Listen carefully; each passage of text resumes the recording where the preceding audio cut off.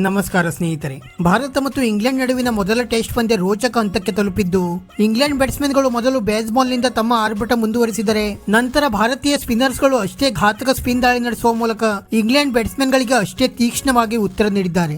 ಹೌದು ಸ್ನೇಹಿತರೆ, ಸದ್ಯ ಮೊದಲ ಟೆಸ್ಟ್ ಪಂದ್ಯದ ಮೊದಲ ದಿನವೇ ರೋಚಕ ಹಂತ ತಲುಪಿದ್ದು, ಟೀಂ ಇಂಡಿಯಾ ಸ್ಪಿನ್ನರ್ಸ್ ಗಳು ಘಾತಕ ಸ್ಪಿನ್ ದಾಳಿ ನಡೆಸುವ ಮೂಲಕ ಇಂಗ್ಲೆಂಡ್ ತಂಡವನ್ನು ಧೂಳಿಪಟ ಮಾಡುವ ಸೂಚನೆ ನೀಡಿದ್ದಾರೆ. ಹೌದು ಸ್ನೇಹಿತರೆ, ಅದಕ್ಕೂ ಮುನ್ನ ನೀವು ಕೂಡ ರವೀಂದ್ರ ಜಡೇಜಾ ಮತ್ತೆ ರವಿಚಂದ್ರನ್ ಅಶ್ವಿನ್ ಅವರ ಘಾತಕ ಸ್ಪಿನ್ ದಾಳಿಗೆ ಒಂದು ಮೆಚ್ಚುಗೆ ವ್ಯಕ್ತಪಡಿಸುತ್ತಿದ್ದರೆ ಈ ವಿಡಿಯೋಗೆ ಒಂದು ಲೈಕ್ ಮಾಡಿ. ಮತ್ತೆ ನಿಮ್ಮ ಪ್ರಕಾರ ಭಾರತ ಮತ್ತು ಇಂಗ್ಲೆಂಡ್ ನಡುವಿನ ಮೊದಲ ಟೆಸ್ಟ್ ಪಂದ್ಯದಲ್ಲಿ ಭಾರತದ ಪರ ಯಾರು ಅತಿ ಹೆಚ್ಚು ವಿಕೆಟ್ ಗಳನ್ನು ಪಡೆಯಲಿದ್ದಾರೆ ಎಂದು ನಮಗೆ ತಪ್ಪದೇ ಕಮೆಂಟ್ ಮೂಲಕ ತಿಳಿಸಿ. ಸ್ನೇಹಿತರೆ, ಭಾರತ ಮತ್ತು ಇಂಗ್ಲೆಂಡ್ ನಡುವಿನ ಮೊದಲ ಟೆಸ್ಟ್ ಪಂದ್ಯ ರಾಜೀವ್ ಗಾಂಧಿ ಕ್ರೀಡಾಂಗಣ ಹೈದರಾಬಾದ್ ನಲ್ಲಿ ಶುರುವಾಗಿದ್ದು, ಇಂದಿನ ಮಹತ್ವದ ಪಂದ್ಯದಲ್ಲಿ ಟಾಸ್ ಗೆದ್ದ ಇಂಗ್ಲೆಂಡ್ ತಂಡದ ನಾಯಕ ಬೆನ್ ಸ್ಟೋಕ್ಸ್ ಅವರು ಮೊದಲು ಬ್ಯಾಟಿಂಗ್ ಮಾಡಲು ಆಯ್ದುಕೊಂಡರು. ನಂತರ ಬೇಸ್ಬಾಲ್ ಸ್ಟ್ರಾಟಜಿಯೊಂದಿಗೆ ಬ್ಯಾಟಿಂಗ್ ಇಳಿದ ಇಂಗ್ಲೆಂಡ್ ಬ್ಯಾಟ್ಸ್ಮನ್ ಗಳು ಆರಂಭದಿಂದಲೇ ಸ್ಫೋಟಕ ಬ್ಯಾಟಿಂಗ್ ನಡೆಸುವ ಮೂಲಕ ಭಾರತೀಯ ವೇಗದ ಬೌಲಿಂಗ್ ದಾಳಿಯನ್ನು ಅಕ್ಷರಶಃ ಧೂಳಿಪಟ ಮಾಡಲು ಆರಂಭಿಸಿದರು. ಇಂಗ್ಲೆಂಡ್ ಪರ ಆರಂಭಿಕರಾಗಿ ಕಣಕ್ಕಿಳಿದಿದ್ದ ಜ್ಯಾಕ್ ಕ್ರೌಲಿ ಮತ್ತೆ ಬೆನ್ ಡಕೆಟ್ ಅವರು ತಮ್ಮ ಎಂದಿನಂತೆ ಹೊಡಿಬಡಿ ಬೇಸ್ಬಾಲ್ ಕ್ರಿಕೆಟ್ ಆಡುವ ಮೂಲಕ ಟೀಂ ಇಂಡಿಯಾ ಪಾಳ್ಯದಲ್ಲಿ ಅಕ್ಷರಶಃ ನಡುಕ ಹುಟ್ಟಿಸಿದರು. ಒಂದು ಕಡೆ ಜ್ಯಾಕ್ ಕ್ರೌಲಿ ಅವರು ಅಬ್ಬರಿಸುತ್ತಿದ್ದರೆ, ಇನ್ನೊಂದು ಕಡೆ ಬೆನ್ ಡಕೆಟ್ ಅವರು ಕೂಡ ಅಷ್ಟೇ ಸ್ಫೋಟಕ ಬ್ಯಾಟಿಂಗ್ ನಡೆಸುವ ಮೂಲಕ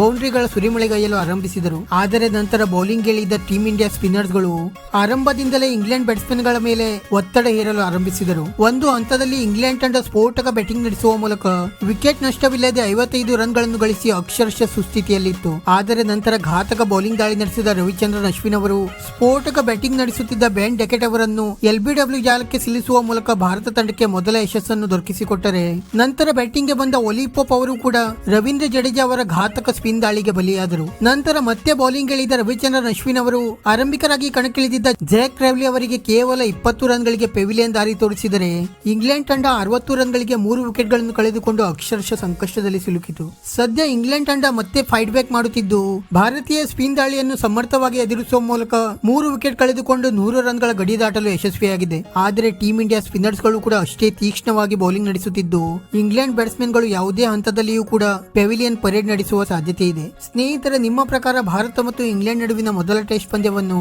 ಯಾರು ಗೆದ್ದು ಬೀಗಲಿದ್ದಾರೆ ಎಂದು ನಮಗೆ ತಪ್ಪದೇ ಕಮೆಂಟ್ ಮೂಲಕ ತಿಳಿಸಿ. ವಿಡಿಯೋ ಇಷ್ಟ ಆಗಿದ್ದರೆ ಲೈಕ್ ಮಾಡಿ ಮತ್ತೆ ಚಾನೆಲ್ ಅನ್ನು ಸಬ್ಸ್ಕ್ರೈಬ್ ಮಾಡಲು ಮರೆಯಬೇಡಿ.